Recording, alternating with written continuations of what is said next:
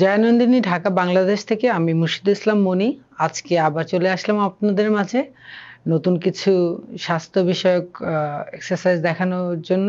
আজ আমি আপনাদেরকে দেখাবো ফুল বডি যোগার কিছু ট্রিক, কিছু এক্সারসাইজ। কারণ আমি একটা জিনিস চিন্তা করলাম, জিমে অনেক এপিসোডই করেছি, কিন্তু আমাদের যখন একটু বয়স হয়ে যায়, দ্যাট মিনস 40 ঊর্ধ্ব, তখন অনেকেরই জিমে যে এক্সারসাইজ করতে তাদের কষ্ট হয়ে যায়। তাদের বিভিন্ন ধরনের পেইন তৈরি হয় বা হয়ে ওঠে না। এজন্য আমি ভাবলাম যে কিছু এক্সারসাইজ এমন দেখায় যেটা ফুল বডি ওয়ার্ম আপ, তো যেটা কিনা বাসায় সবাই করতে পারবে খুব স্বাচ্ছন্দ্যে। তবে এটা করতে হলে একটু ধৈর্য ধরে, মানে রেজাল্টটা অত মানে ওভাবে আসে না যতটা আমরা এক্সপেক্ট করি যে খুব তাড়াতাড়ি। তো এইটার জন্য আমাদেরকে একটু সময় নিয়ে ধৈর্য ধরে করতে হবে। তো কিছু এক্সারসাইজ আছে, কি আই মিন যোগার কিছু আসন আছে যেটা করলে আমাদের যে যখন আমাদের বয়সটা একটু বাড়ে, দ্যাট মিনস 40-এর ঊর্ধ্বে বা 40-এর নিচেও বর্তমানে এমন অনেকেই আছে যাদের বিভিন্ন জয়েন্ট পেইন, শারীরিক দুর্বলতা, এনার্জির অভাব। মানে যোগার মাধ্যমে তো আসলে অনেক মানুষ ইউথফুল থাকতে পারে, অনেক প্রাণবন্ত থাকতে পারে। বিভিন্ন রকমের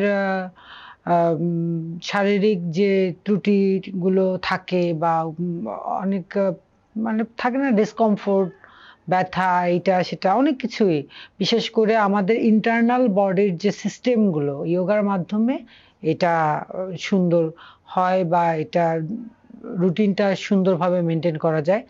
তো আমি এখন যেটা দেখাচ্ছি, মোটামুটি আমি যে এক্সারসাইজ কটা দেখাবো সবটাই হচ্ছে কম বেশি মানে হোল বডির উপরে এমন একটা মানে ইফেক্ট পড়ে এরকম দেখানোর চেষ্টা করব আজকে। তো প্রথমেই আমি ওয়ার্ম আপের জন্য টেবিল টক এইরকম একটা ইসে বসতে হবে। আগে এনশিওর করতে হবে যে আমাদের হাঁটু এবং হিপ এটা একদম যেন সমান বরাবর থাকে, আর হাত দুটো এরকম থাকবে। দেন আমাদের ইনহেল করে সামনের দিকে যেতে হবে,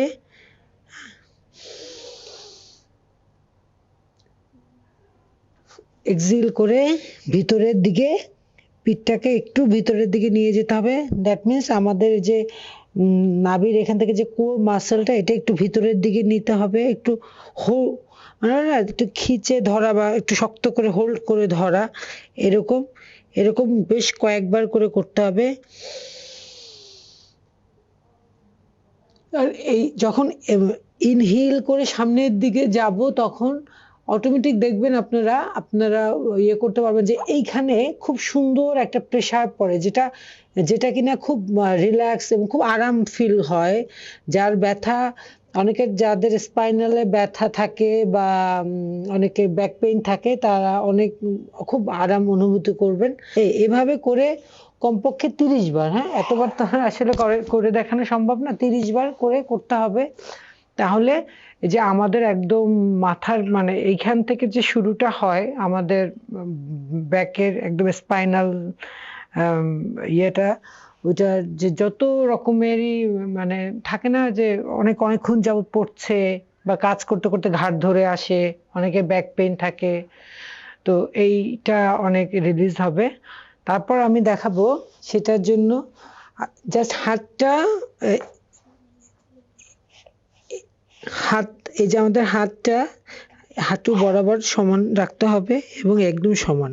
তো কি করতে হবে, ইনহেল মানে নিঃশ্বাস নিয়ে হাতটাকে উপরের দিকে তুলতে হবে। হ্যাঁ, এই ডান হাতটাকে আমরা কি করব, একদম উপরের দিকে তুলবো যখন, তখন উপরের দিকে তাকাবো। ইনহেল,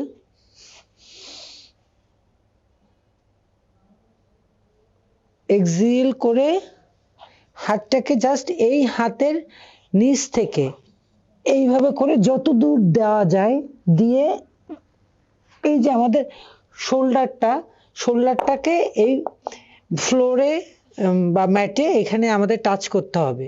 তাহলে ইনহেল করে মানে 1 2 3 3, মানে মনে মনে 1 2 3 গুনতে গুনতে হাতটাকে একদম সোজা নিয়ে যাব নিচে, এবং এটা আমি কথা বলছি বিধায় একটু ছন্দপতন হচ্ছে। তো জাস্ট এরকম, হ্যাঁ, আমাদের এই শোল্ডারটা এইটার সাথে লাগবে, হাতটা যত দূর পর্যন্ত নেওয়া যায়। আবার এভাবে করে যদি যখন আমরা হাতটা উপরের দিকে তুলবো তখন কিন্তু আমরা উপরের দিকে তাকাবো। 1 2 3 ইনহেল করে, হ্যাঁ, যখন আমরা হাত উপরে উঠাবো তখন ইনহেলে থাকবে, কারণ নিঃশ্বাসের সাথে যোগার একটা সম্পর্ক আছে। ইনহেল করে উপরের দিকে হাতটা নিতে হবে এবং উপরের দিকে তাকাতে হবে। এক্সহেল করে হাতটাকে জাস্ট নিচের দিকে এদিকে,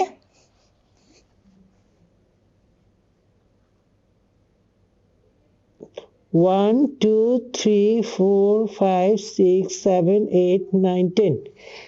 আবার কাম, হাতের যে উপরের দিকে তোলা এবং 1 2 3 এরকম করে কাউন্ট করে উপরে হাতটা ধরে রাখতে হবে। দেন যখন আমরা হাতটাকে এইভাবে করব তখন এই যে এই সাইডটা ধরে, নেক ধরে, এই যে আমাদের শোল্ডার সাইডটা যে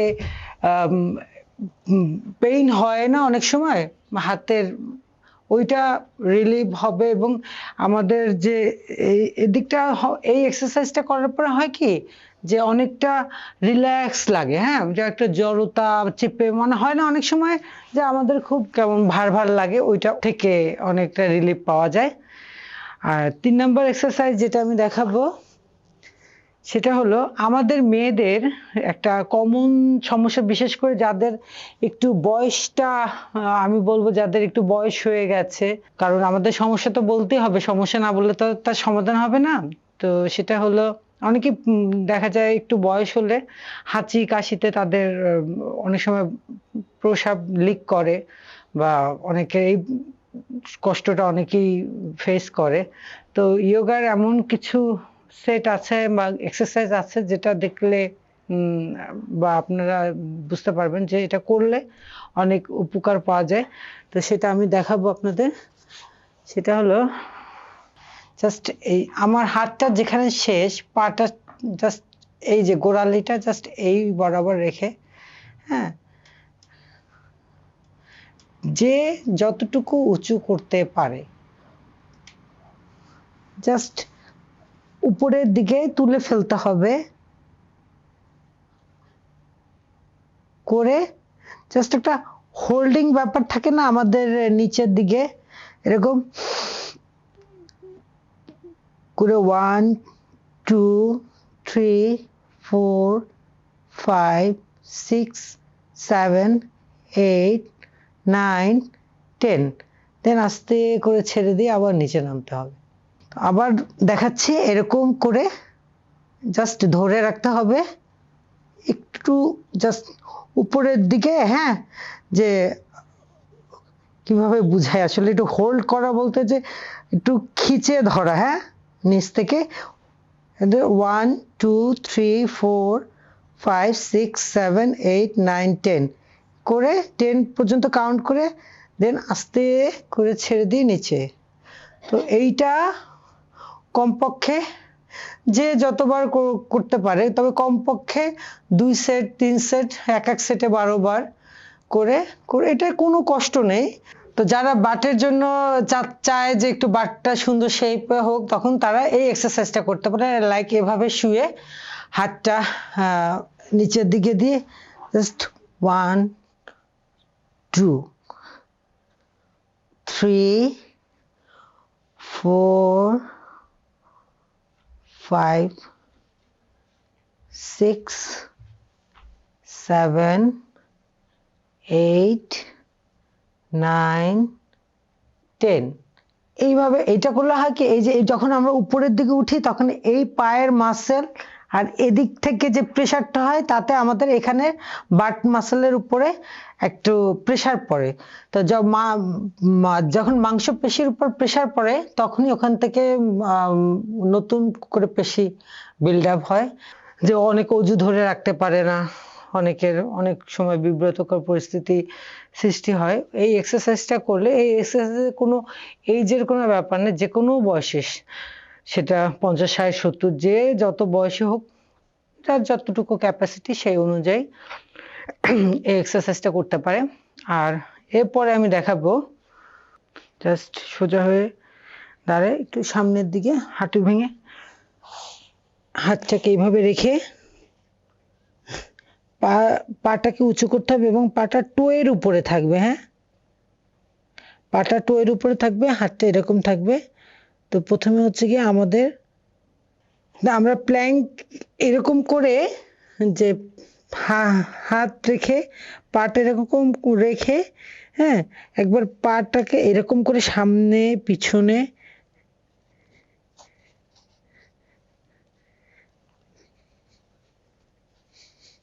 ভাঙবো। তাতে হবে কি, আমাদের এই যে পায়ের যে এই মাসেলটা এবং এখানের মাসেলের উপর একটা প্রেসার পড়বে। দেন আমরা এই পজিশন থেকে প্রথমে মাথাটাকে একদম নিচের দিকে নিয়ে যাব। হ্যাঁ, হাতটা কিন্তু এখানেই থাকবে, মাথাটাকে যে যতটুক সম্ভব এভাবে নিয়ে আমাদের ডান পাটাকে একদম হাতের কে একদম আমাদের কি বলে, এই যে আপনারা বুঝতে পারছেন, এই যে হাতটা যেখানে থাকে এখানে পাটা নিয়ে আসবো। তখন পাটা যখন এত সামনে নিয়ে আসবো, তখন আর আমরা হাতটাকে ম্যাটের সাথে একদম সোজা করে রাখাটা একটু টাফ হয়ে যাবে। হ্যাঁ, তারপর আমরা চেষ্টা করব লাইক এরকম, হাঁটুটা, বাম হাঁটুটা কিন্তু আর আমার ম্যাটের উপরে আর থাকবে না, একটু উঁচু হয়ে যাবে। আর দেন হাতটাকে উপরের দিকে তুলে, মানে হাতটাকে জোড়া বেঁধে পিছনের দিকে একটু নিয়ে যাব। 1 2 3 4 5 6 7 8 9 10। জাস্ট আবার পাটাকে, তখন যখন এটা আমরা আবার হাতটা ছেড়ে দেব, তখন আমরা কি করব, পাকে আবার এই মাটির সাথে লাগাবো এবং নর্মাল পোজে চলে আসবো। দেন আমরা ডান পাটাকে পিছনে নিয়ে যাবো, বাম পাটাকে সামনে নিয়ে আসবো। হ্যাঁ, করে আবার সেম এইভাবে করে 10 কাউন্ট করে দেন আবার ছেড়ে দিতে হবে, রিলিজ। অ্যাকচুয়ালি আমাদের শরীরের যে চক্রটা আছে, 7 চক্র আছে, তার মধ্যে যদি শরীরটাকে ফ্রি করে ফেলানো যায়, দেখবেন অনেক মোটা মানুষ তাও খুব রিল্যাক্স করে পা ভেঙে হাঁটু মোড়ায় অনেক রিল্যাক্স করে বসতে পারে। আবার অনেক শুকনো মানুষ আছে যারা শরীরটাকে ওইভাবে মুভমেন্ট করতে পারে না, কেমন জানি সবকিছু আটকে আটকে আছে জয়েন্ট। এইটা আগে হচ্ছে গিয়ে শরীরটাকে ফ্রি করতে হবে। শরীরটা ফ্রি করলেই তখন আবার দেখা যাবে যে শরীরের এনার্জিটা ফিরে আসে। শরীরটাকে ফ্রি করাটাই হচ্ছে গিয়ে অনেক মূল একটা বিষয়। যোগার প্রথম ধাপটাই হলো আগে শরীরটাকে ফ্রি করতে হবে, আমাদের যে জয়েন্টের ব্যাপারগুলো আছে এগুলো সব ফ্রি করতে হবে। আর এই লাস্ট একটা দেখাচ্ছি, সেটা হচ্ছে কি, আমাদের এই পাটা এইভাবে করে রেখে জাস্ট এক পা নিচে এক পা উপরে উপরে, দ্যাট মিনস এত উপরে, যতটা উপরে উঠানো যায়। আমার ডান হাতটা চলে যাবে আমার পিঠের পিছনে। তো এভাবে কি বুঝবে নাকি পিছন দিয়ে রাখবো? হ্যাঁ, তো এভাবে বসে কিন্তু রাখতে হবে যে এই পায়েরটা যেন মানে একদম উঁচু হয়ে না থাকে। হ্যাঁ, যতটুকু নিচে করা যায়, কিন্তু পাটা রাখতে হবে এভাবে। ডান হাতটা আস্তে করে চলে যাবে পিছনে, আর বাম হাতটা মোড়ায় দুই হাতে একটা গ্রিপ তৈরি করতে হবে এরকম। এই যে এক হাত আর এক হাতকে ধরে ফেলবে, তখন কিন্তু হাত কিন্তু লকড, এক হাত উপরের থেকে মানে একদিক থেকে উপর থেকে গেছে, আর এক হাত নিচ থেকে আসছে। সো এক হাত আর এক হাতকে এটাকে লক করবে, করে দেন এই, হ্যাঁ, আমাদের চেস্ট ওপেন, জোরে করে নিঃশ্বাস নিতে হবে, জোরে করে ছাড়তে হবে।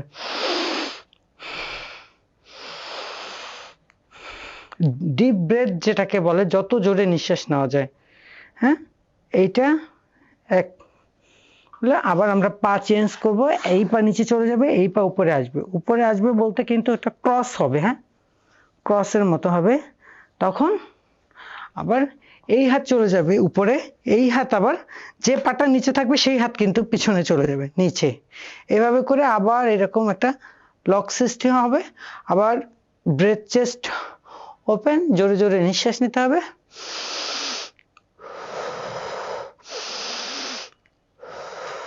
যে যত জোরে নিঃশ্বাসটা নেওয়া যায় ততই ভালো। এইভাবে করে করতে হবে, যে যতবার করতে পারে। এইটা একটা ব্যাপার। আর আমি, এটা হলো এক্সারসাইজের আজকে, মানে এক্সারসাইজের মেইন বিষয় এটাই ছিল দেখানোর। তবে আর একটা জিনিস আমি বলবো, আমার হঠাৎ মাথায় আসছে, সেটা হলো সকালবেলা ঘুম থেকে ওঠার পরে যখন সবাই বেডেই থাকে, পেট খালি থাকে একদমই, ঘুম থেকে উঠে ফ্রেশ হয়ে খালি পেটে, পানি খাওয়ারও দরকার নেই, একদম খালি পেটে আমরা কি করব, জাস্ট বোঝানোর স্বার্থে আমি একটু এভাবে দেখাচ্ছি। পেটটাকে নিচে বসেই, হ্যাঁ, নরম জায়গা না, শক্ত জায়গা,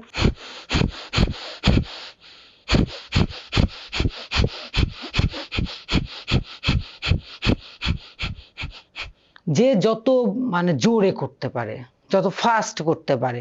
হ্যাঁ, হয়তোবা যে প্রথমে শুরু করবে, এমন আছে অনেকে অনেক ফাস্ট করতে পারে বা অনেকে করেও। হ্যাঁ, এই আসনটা, তো এটা করলে অনেক বেনিফিট আছে, যেটা মানে আমি কি বলে আর কত বলবো। আমাদের শরীরের ভিতরে তো অনেক সিস্টেম থাকে, যে সিস্টেমগুলো, যেমন এই এক্সারসাইজটা গুলো আমাদের লাং, হার্ট অনেক ভালো থাকবে, অনেক সুস্থ থাকবে। আমাদের চেহারায় কিন্তু একটা গ্লো আসে। যদিও আমরা এটা হয়তোবা ভাবতে পারি যে এটার সাথে এটা সম্পর্ক কি, নিঃশ্বাসের সাথে। কারণ এটা, এই এক্সারসাইজটার মাধ্যমে শরীরের ভিতরে অনেক বেশি মাত্রায় অক্সিজেন ঢুকে। আর অক্সিজেন ঢুকলে আমাদের চেহারার গ্লোটা অনেক, এটার উপর অনেকটা ইয়ে করে।